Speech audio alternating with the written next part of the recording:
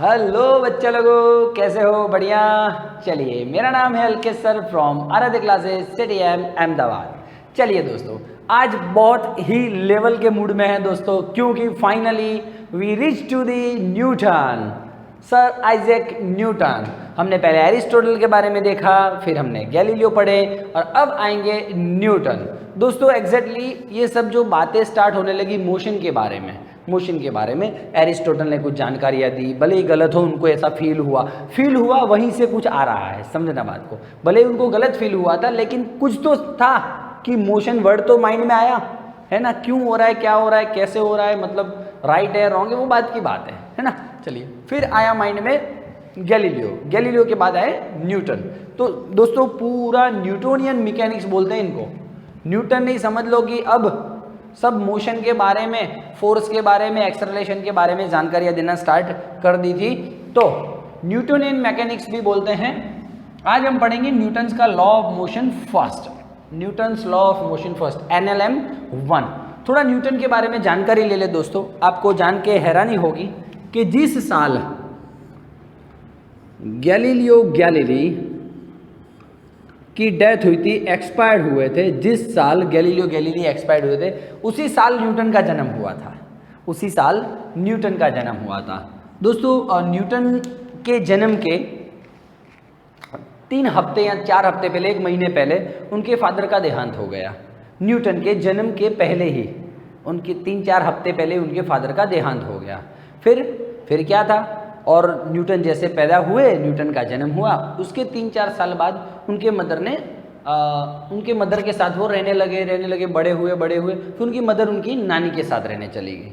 उनकी मदर उनकी नानी के साथ रहते थे, ऐसा कुछ है दोस्तों। परफेक्ट इन्फॉर्मेशन शायद हो ना हो, एक्सट्रीमली सॉरी, ऐसा कुछ मैंने कहीं से इकट्ठा करके सुना है, ठीक है। चलिए, फिर उनकी नानी के वहाँ पे रहने गए, तो नानी के वहाँ पे फार्म हाउस था, फार्म में काम करने लगे, साथ में स्कूलिंग भी करते थे। हाँ, स्कूलिंग भी करते थे, साथ में स्कूलिंग करते थे। फिर उनकी मम्मी को ख्याल आया कि भाई नहीं, इसको तो पढ़ाना चाहिए, ये होशियार है मेरा बच्चा, तो ठीक है।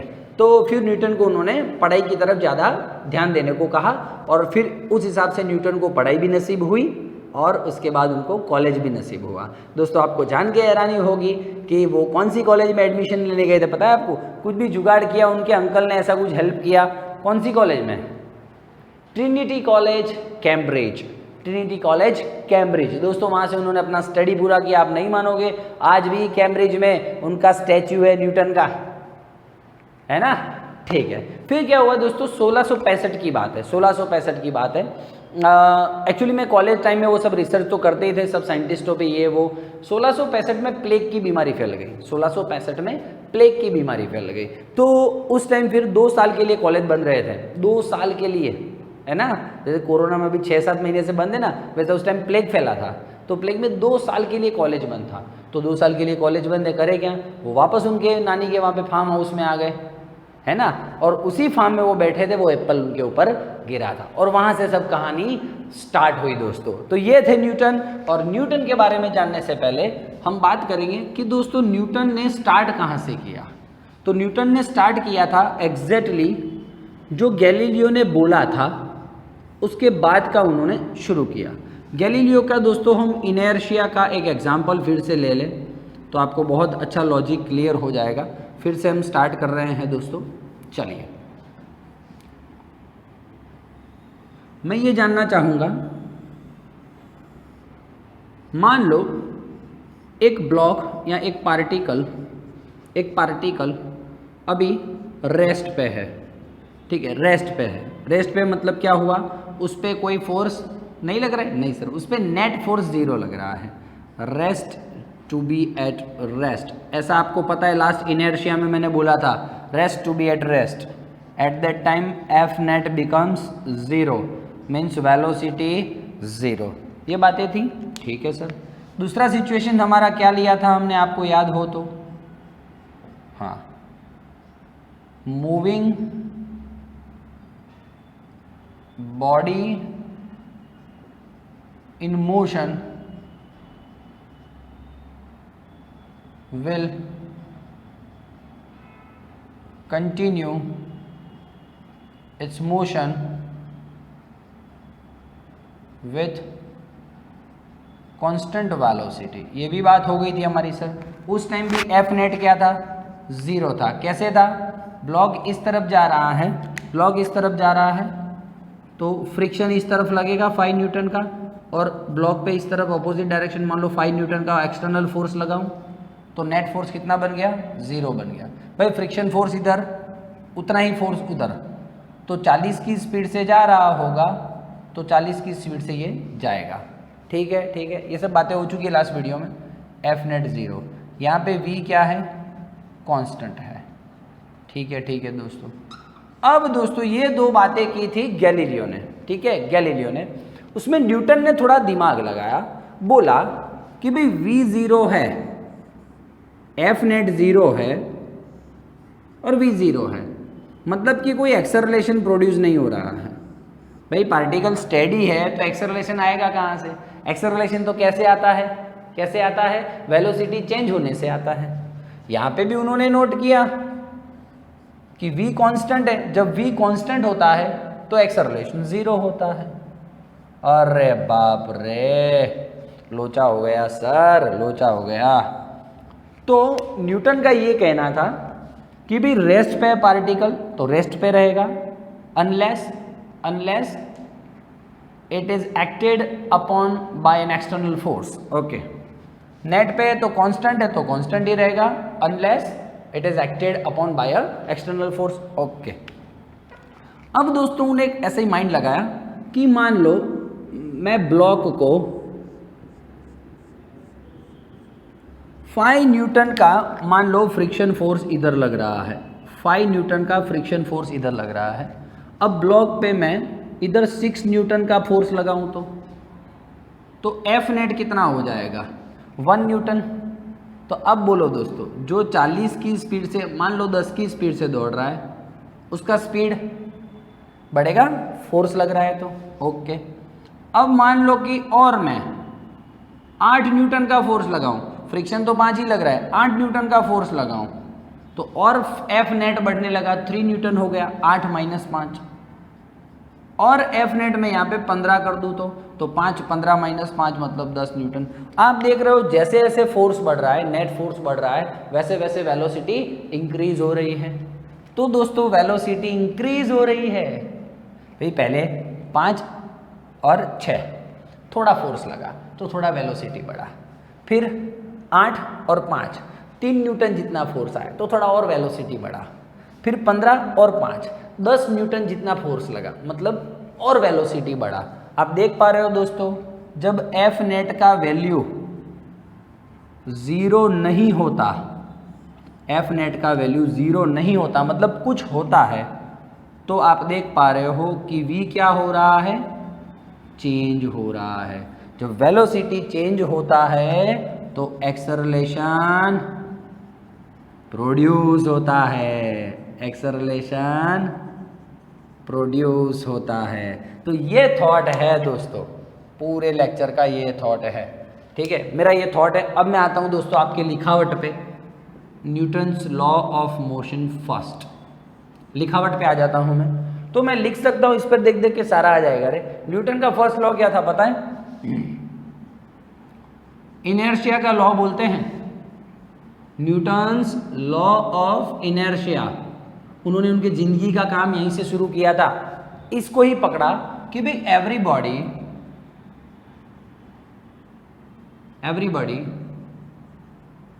कंटिन्यू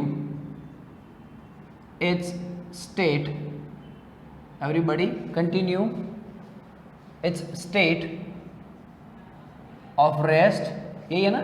हाँ, एवरीबॉडी ट्राई टू, कुछ भी बोल सकते हैं हम, everybody continue to try to, या तो continue in its state of rest और यूनिफॉर्म मोशन।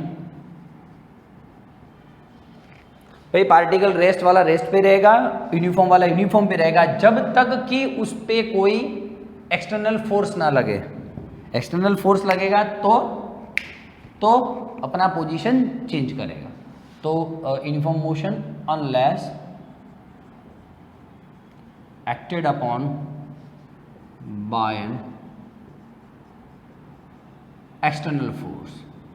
ठीक है, ये वाला मेथड हो गया उनका। फिर उन्होंने ऐसा एक दिया और एग्जांपल, हाँ ये this is the NLM first Newton's law of motion, बराबर है, वही तो बोला था गैलीलियो ने, उस पर बेस पर ही यहाँ पे आए थे। न्यूटन ने भी यही कहा कि भाई जब तक पार्टिकल पे कोई एक्सटर्नल फोर्स, अनबैलेंस्ड फोर्स नहीं लगता है, अनबैलेंस्ड फोर्स है ना, अनबैलेंस्ड फोर्स 5 10 5 8 5 6 अनबैलेंस फोर्स नहीं लगता, तब तक रेस्ट वाला रेस्ट पे रहेगा और यूनिफॉर्म वाला यूनिफॉर्म मोशन करता रहेगा। ठीक है ठीक है। दूसरा दोस्तों देख के क्या लॉजिक द्वारा हम सुपाक कि फोर्स ही, अनबैलेंस्ड फोर्स ही एक ऐसा क्वांटिटी है जिसके कारण पार्टिकल में एक्सेलरेशन प्रोड्यूस होता है। A quantity which can produce acceleration in body is called force।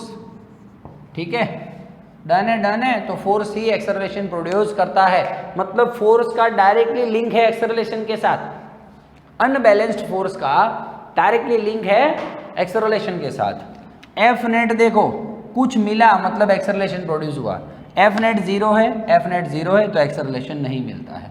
समझ में आ रहा है आपको? ठीक है, चल तो ये मैं बोलूँ दोस्तों, पार्टिकल रेस्ट पे हो या यूनिफॉर्म मोशन में हो, एक्सेलरेशन कैसा रहेगा? जीरो ही रहेगा। एक्सेलरेशन कैसा रहेगा? जीरो ही रहेगा। तो बस ये 3 पॉइंट हैं दोस्तों न्यूटन के, ये आपको नहीं लिखना है, ऐसे मैंने आपको लिखाया था, आपको याद रहे इसलिए 1 2 और 3। चलिए बोलिए न्यूटन्स फर्स्ट लॉ, बोलिए फटाफट, स्पीड बढ़ाइए।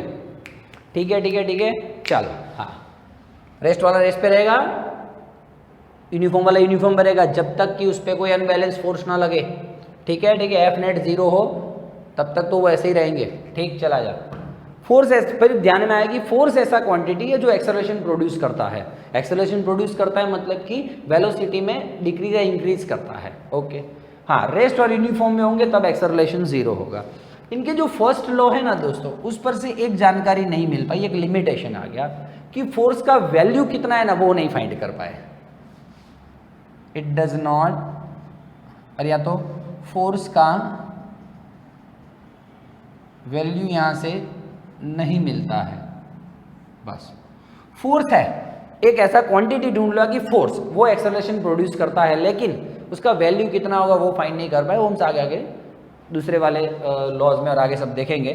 ठीक है। एग्जांपल्स ले लूँ 2 अच्छे वाले तगड़े वाले, आपकी बुक में है। एग्जांपल फर्स्ट देखिए, मैंने एक बुक रखा हुआ है,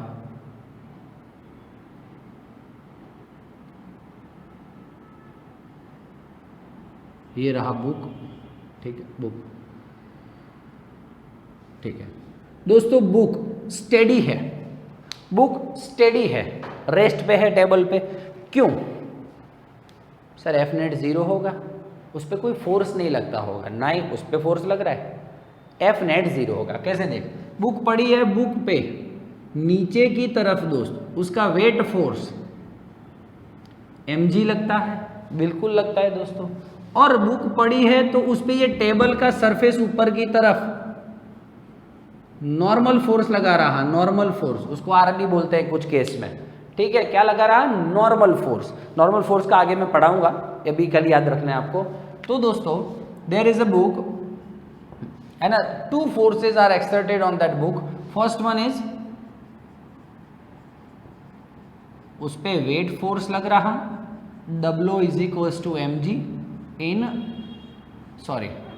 डाउनवर्ड डायरेक्शन, और दूसरा लग रहा normal force N is equals to R upward direction. मान लो कि इफ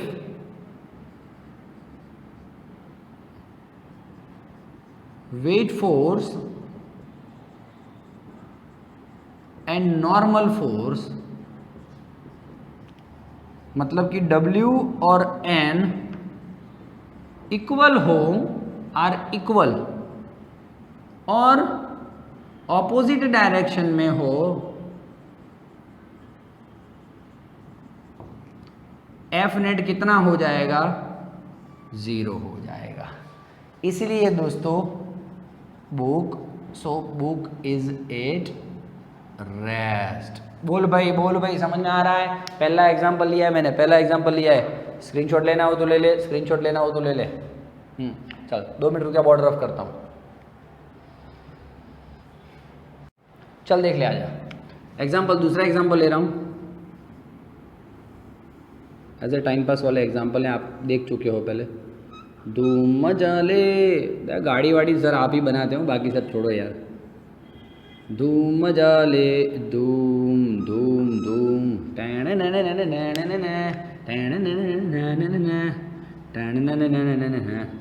40 मीटर पर सेकंड की स्पीड से ही जा रहा है भैया। ये नाम ही नहीं ले रहा है स्पीड चेंज करने का। बोलो भैया क्या होता होगा यहाँ पे कि 40 की स्पीड जा रहा है, वी कांस्टेंट है। मतलब कि दोस्तों मान लो यहाँ पे 10 न्यूटन का फ्रिक्शन लग रहा होगा टायर पे, ये इधर जा रहा है तो इधर अपोजिट में फ्रिक्शन उसको रोकने का ट्राई कर रहा होगा। तो सामने मैं एक्सटर्नल फोर्स 10 न्यूटन का दे दूँ तो एफ नेट कितना हो जाएगा, 10 माइनस 10, 0 हो जाएगा। तो दोस्तों ऑब्वियसली कार यूनिफॉर्म मोशन करेगी, है ना। वेलोसिटी जितना है उतना का उतना रहेगा। बोल कहाँ तफलीक है। चल एग्जाम्पल 3 दोस्तों, आप देख पा रहे हो लॉ ऑफ इनर्शिया हर जगह लागू पड़ रहा है। हर जगह पार्टिकल यूनिफॉर्म स्पीड में, यूनिफॉर्म वेलोसिटी में, या तो कांस्टेंट वेलोसिटी में है तो कांस्टेंट वेलोसिटी में ही रहने का पसंद कर रहा है, ठीक है। चेंज का अपोज कर रहा है। तो इसी लॉ को लेके न्यूटन ने अपना ये सब कामकाज किया था। तीसरा एग्जाम्पल ले रहा हूँ दोस्तों, अब आराम से देखिएगा, आराम से देखिएगा। ये क्या इमेजिनेशन हो रहा है, आराम से देखना। तो मैं हाथ को आगे ले जाता हूँ,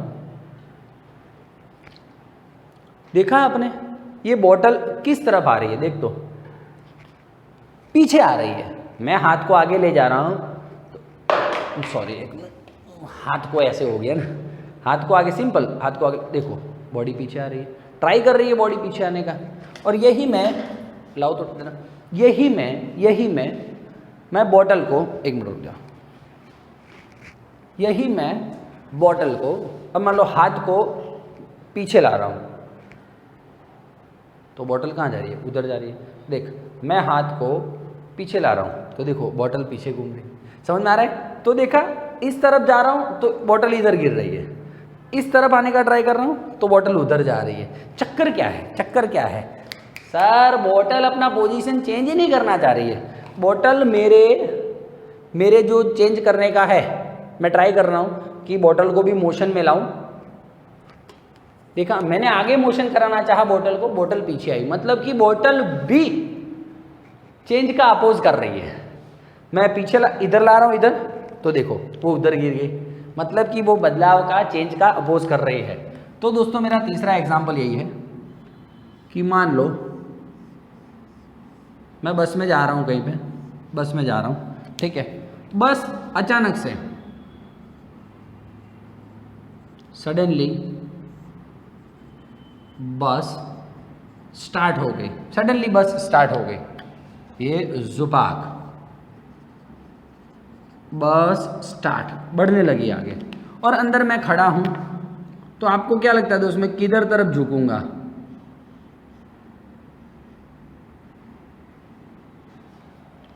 बोलिए। मैं पीछे की तरफ झुकूंगा, पीछे की तरफ, because of inertia, because of inertia. आप बस में खड़े हो, बस अचानक से चालू हुई तो आप ऐसे जाओगे, कैसे जाओगे, ऐसे। ये क्या हुआ, नाइट मैं चेंज नहीं होगा मेरा स्टेट भाई, मैं ऐसा का ऐसा ही रहूंगा, है कि नहीं। So yes, this is because of inertia, तू चेंज का अपोज करेगा। लेकिन पैर दोस्त तेरे हैं ना, जो पैर वो जमीन के साथ, सरफेस के साथ लगे हुए हैं। सो ये पैर वही के वही रहेंगे और खाली बॉडी आगे पीछे होता है। क्यों, पैर पे किसका कामकाज चालू होता है, फ्रिक्शन का।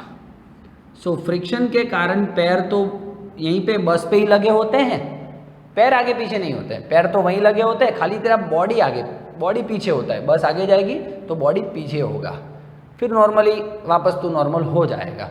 लेकिन एक बार तो क्या होगा, ऐसा। ये क्यों हुआ? इनर्शिया के कारण। पैर वहीं पे क्यों रह गए? फ्रिक्शन के कारण। ठीक है, ठीक है। एक और एग्जांपल तगड़ा लेता हूँ, चल आ जा। इसी में ऐड कर दे, चला जा। बस अचानक से ब्रेक लगता है बस में, बस जा रही है, अचानक से ब्रेक लग गया। ब्रेक लगता है मतलब, ब्रेक लगा मतलब तू ऐसे जाएगा, ऐसे। ब्रेक जाने मतलब बस रुकी और तू आगे गया। तो देख कैसे झुक जाएगा दोस्तों।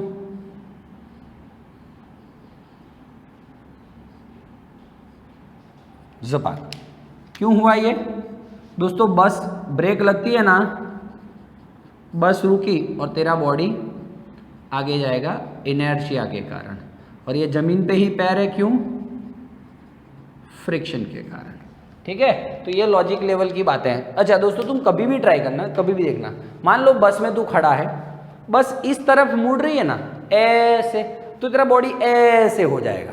बस इस तरफ मुड़ रही है, तेरा बॉडी ऐसे हो जाएगा। बस इस तरफ मुड़ रही है, तेरा बॉडी ऐसे हो जाएगा। तो ट्राई करना बस में खड़े रह के। क्या ये दोस्तों? Change the, oppose the change. दोस्तों चेंज का अपोज कर रहा है। ये बहुत सारे एग्जाम्पल्स है इनर्शिया के, बहुत सारे एग्जाम्पल है। सो न्यूटन्स फर्स्ट लॉ क्या बोलना चाहते थे? रेस्ट वाला रेस्ट पे रहना चाहेगा और मोशन वाला यूनिफॉर्म मोशन में ही रहना चाहेगा, unless acted upon by the external force. कुछ एक्सटर्नल फोर्स ना लगे तब तक। ठीक है, फोर्स के कारण ही एक्सेलरेशन प्रोड्यूस हुआ। ये न्यूटन ने बहुत तगड़ी वाली बात बोली और इसके आगे तो फिर बढ़ते गए और हमारी लाइफ सेट हो गई दोस्तों। तो प्लीज़ कैसा लगा वीडियो जरूर से कमेंट बॉक्स में लिखिएगा और मजे करिए, पढ़िए शांति से। Newton's law of motion fast. Next time second दोस्त जल्द से कर। Thank you very much, bye bye.